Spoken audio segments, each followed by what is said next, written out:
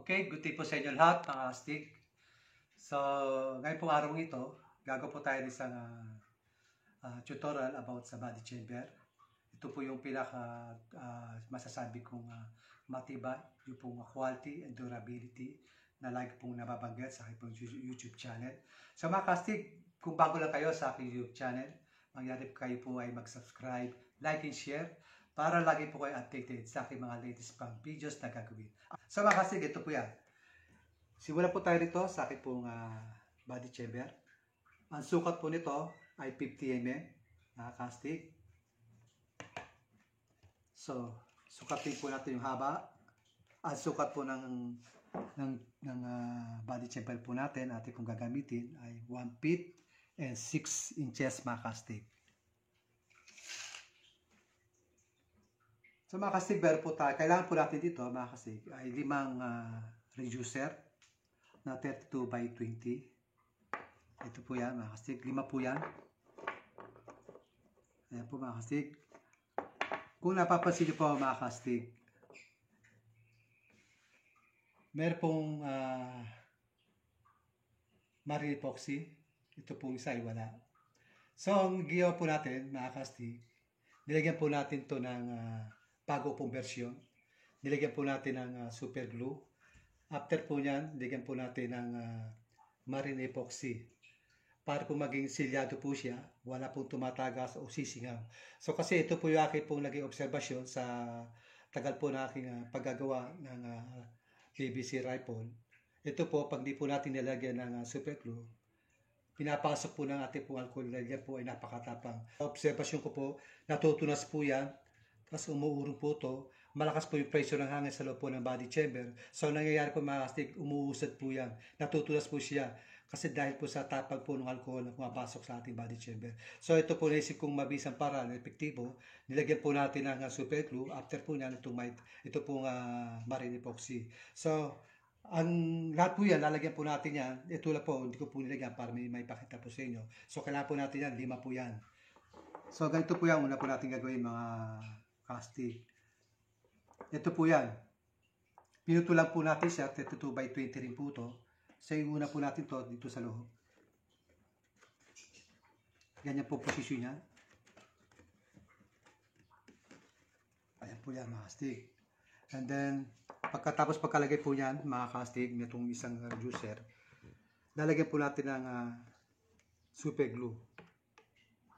Ayan po yan. Magkabila po yan, tiyagaan po yan. Pagpatak nyo po yan dito, mga kastig, kahit po dito kayo magsimula sa pinakaunahan, basta may patak nyo lang po dito yan, sa isang lugar lang. Papasok po rito yan. Tapos bahala na po kayo mag-ikot yan, turuti. Dahil ang likido po niya nasa tabi lang.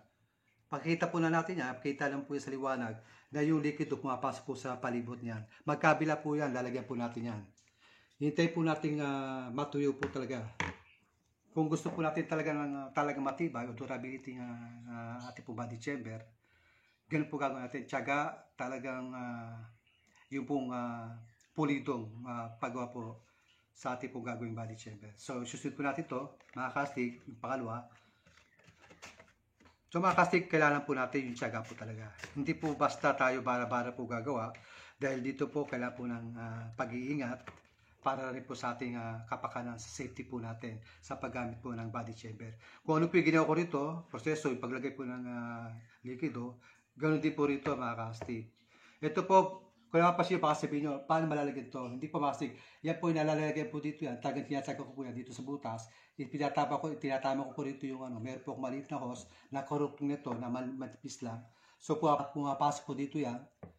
Tapos, ganun din po proseso. Pag nalagyan po ng marami niyan, iikot na lang po natin yan. Tayo na po mag-iikot. Hintay po natin matuyo talaga siya hanggang sa dumigit siya. Matikit na matikit.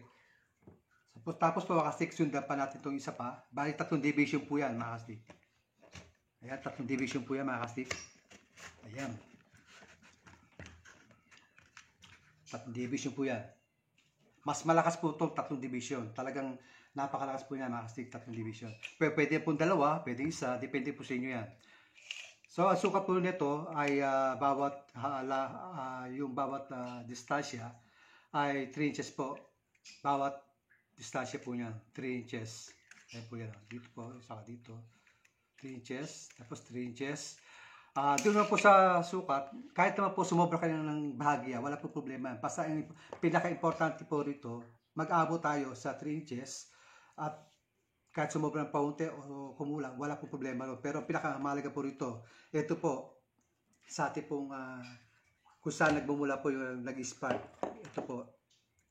Dapat po may konti po distansya rito. Hindi po pwedeng kailangan nakadikit na dikit dito yung ating pong reducer, yung ating pong divider. Hindi po pwedeng nakadikit.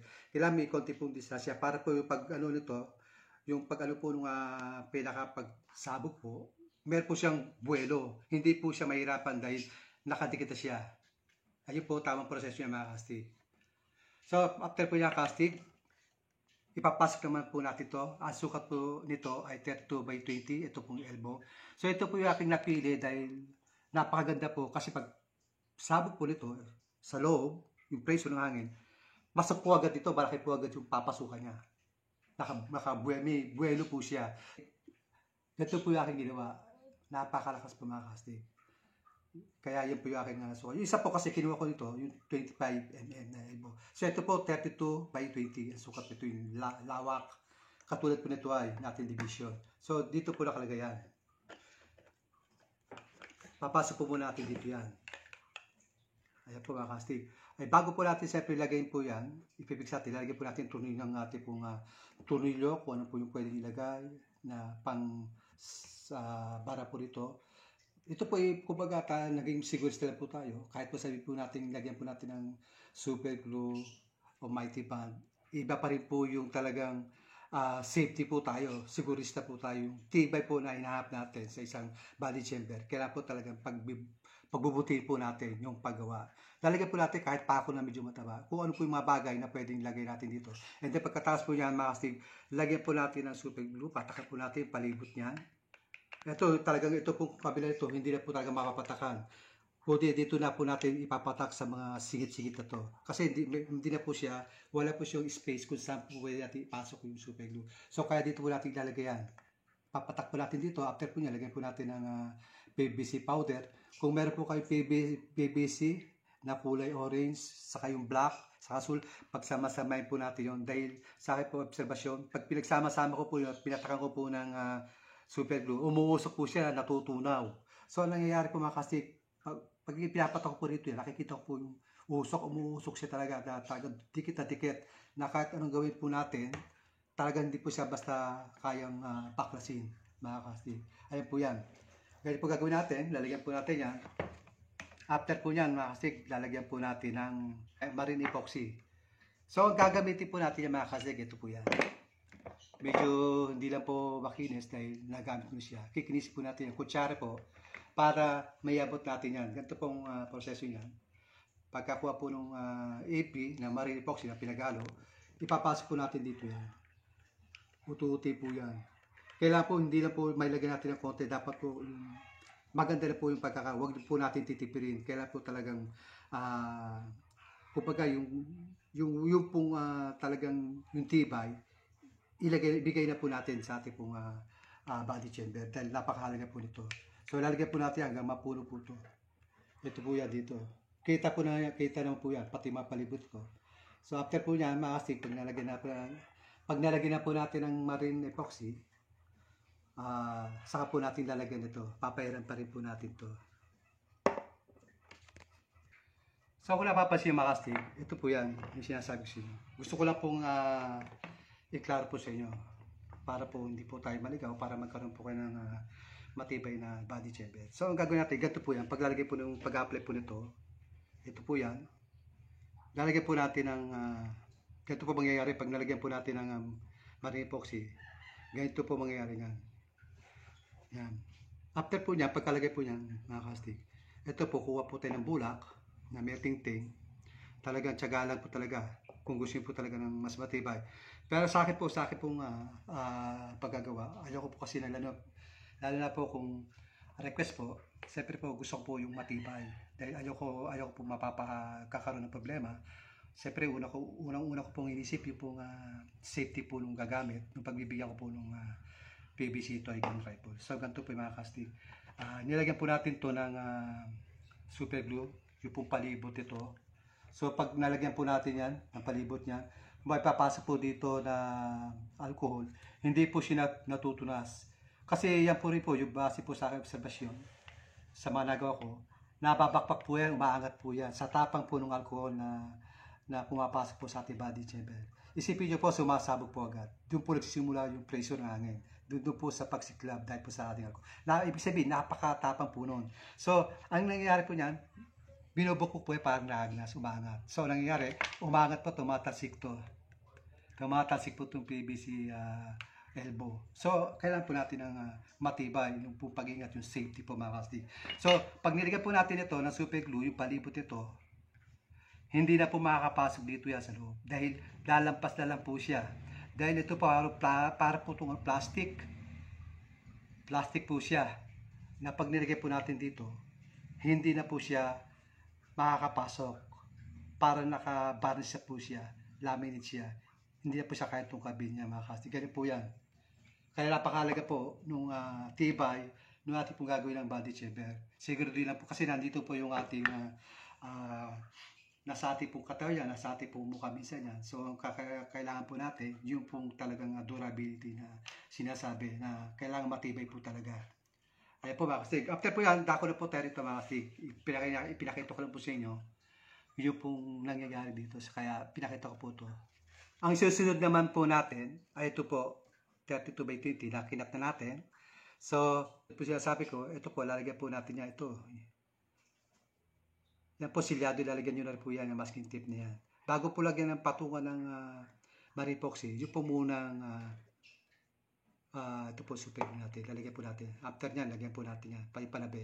Saka ito po yan, lagyan po natin. Pasok po natin, ganito po ang kanyang forma niyan.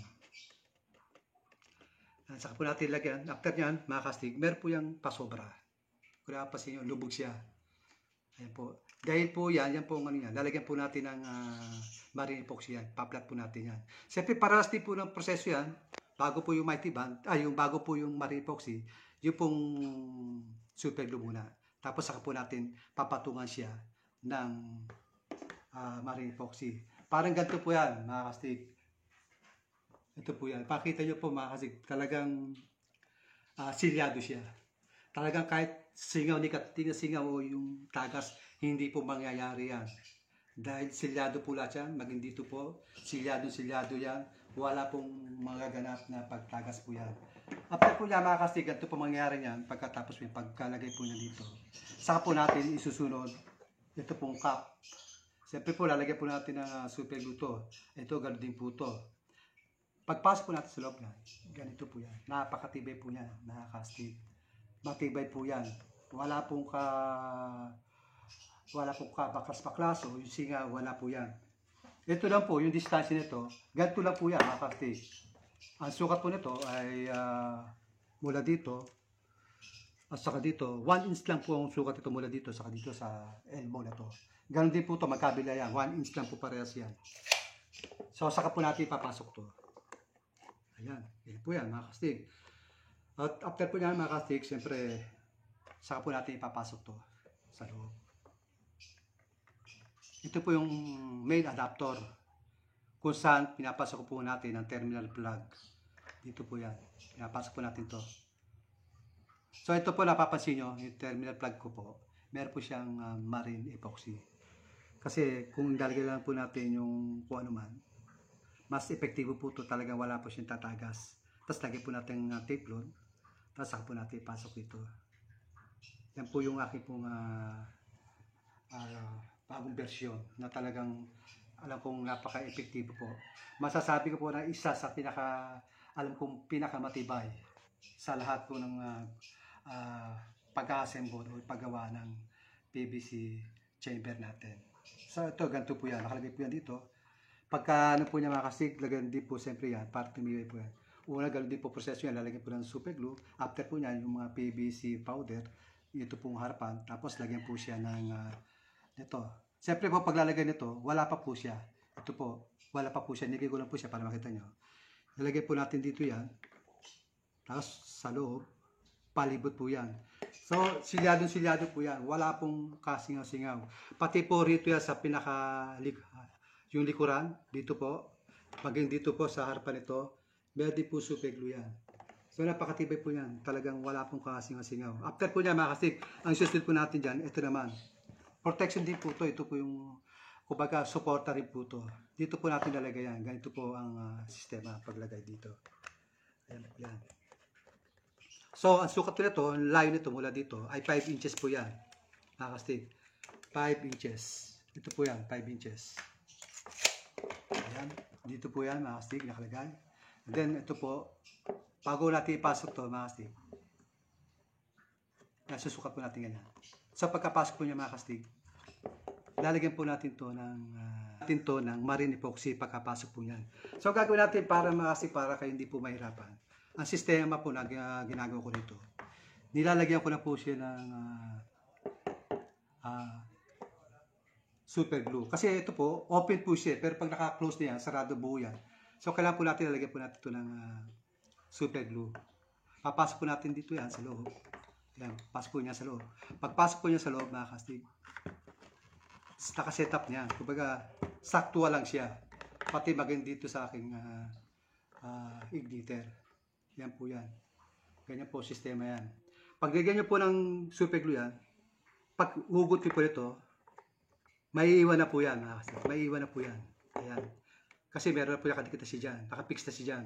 So pagka-fix niya dyan, lalagyan nyo po ng marine epoxy. Yung palibot po niyan. Hanggang dito po siya. Hanggang dito sa pagitan ito, yung pinaka-leeg nitong pinaka-32 by 20 na reducer. Hanggang niya po yan. Parsilyado rin po siya. Talagang makakasigurado po tayo na matibay, na wala po talagang tatagas o singaw.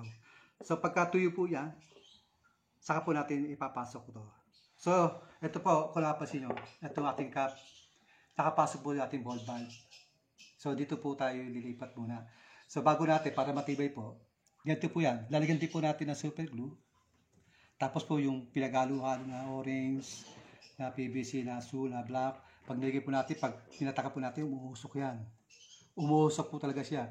Tapos daig niya pa yung parang talaga dikit na dikit talaga, hindi po siya kaya yung durability na tibay. Kahit baklasin mo ganyan, hindi po siya. Wala pa po siyang yung marine epoxy, pero hindi po siya kaya basta baklasin. Yan, pinapersa po talaga, hindi po ma-persa talaga. Dahil po yan sa yung nakikita nyo. Kita siya? Kita nyo yung kulay parang buhangin na may halong itim na may orange. Yun po yun, yung dumidikit doon. Ano pa kaya pag nilagyan pa po natin ng marine epoxy? Ayan po yan. Ito po, mangyayari niya pag may marine epoxy na. Ayan po yan. Mas matibay, mas quality, yung durability na sinasabi sa inyo. Napakatibay po mga kastig. Napakahalaga po sa ating PVC toy gun. Yung pong body chamber, dahil ito po ang nagdadala ng pressure, ng lakas ng hangin. Saka dito po nakasalalay yung ating safety. Kailangan po dito tayo nakatutok. Dito po natin pagtitibayin.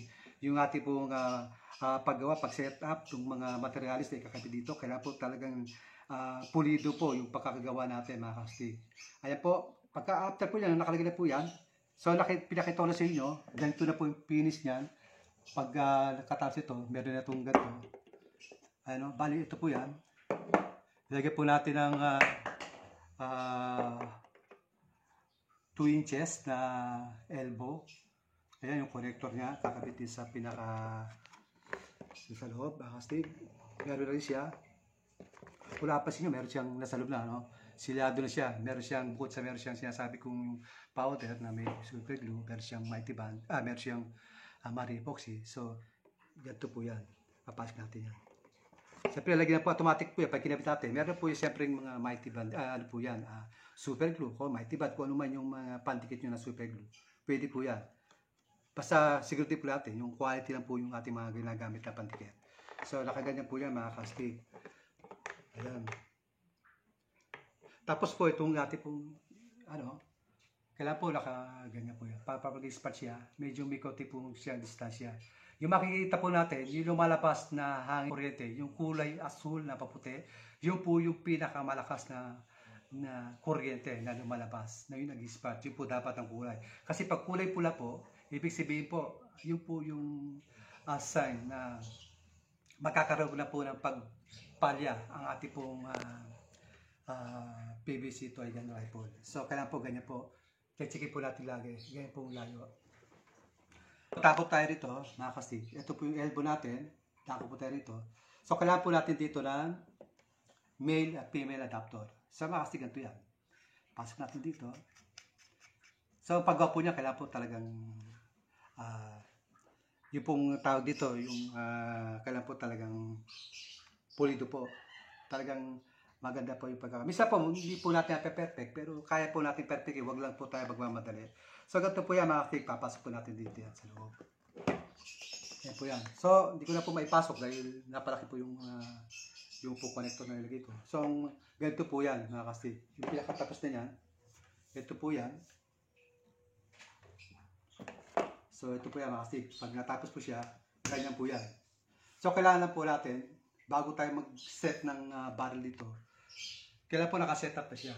Para pantay po dito, mula dito, yung siwang, pantay siya, tapos naka-tweed siya. Label siya, naka-tweed po siya, mga kastig. Ayun po yan. Para po yung ating pong elbow, nakaset up na siya.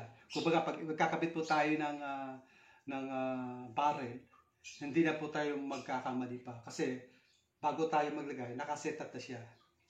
So, mga kastig, hanggang dito na lamang. At nag-share lang po ako sa inyo ng aking version na alam ko masusundan nyo. Madali lang po ang proseso ng paggawa.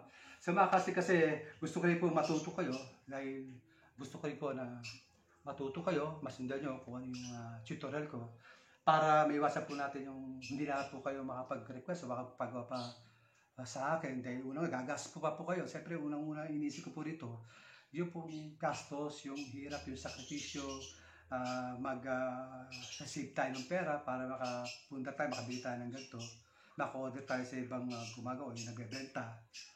At least, pag natuto na po kayo, mga kastig, makakaiwas po tayo doon sa gastos, yung shipping, at yung iba pang mga pwedeng gastusin pa about sa paggawa ng PVC gun rifle natin. So mga kastig, yun lang po mga kastig at maraming po salamat sa inyong walang sawang pagsuporta. Kaya kung bago pa lang po kayo, tulad po na kasi sinasabi, bago lang kayo sa aking channel, kayo po mag-subscribe na para lagi po kayo updated po sa aking mga latest pang videos na gagawin about sa aking po mga PVC type toy gun rifle. Sa mga kastig, yan po at God bless po sa inyo lahat. Maraming po salamat sa walang sawang pagsuporta. Ayan po.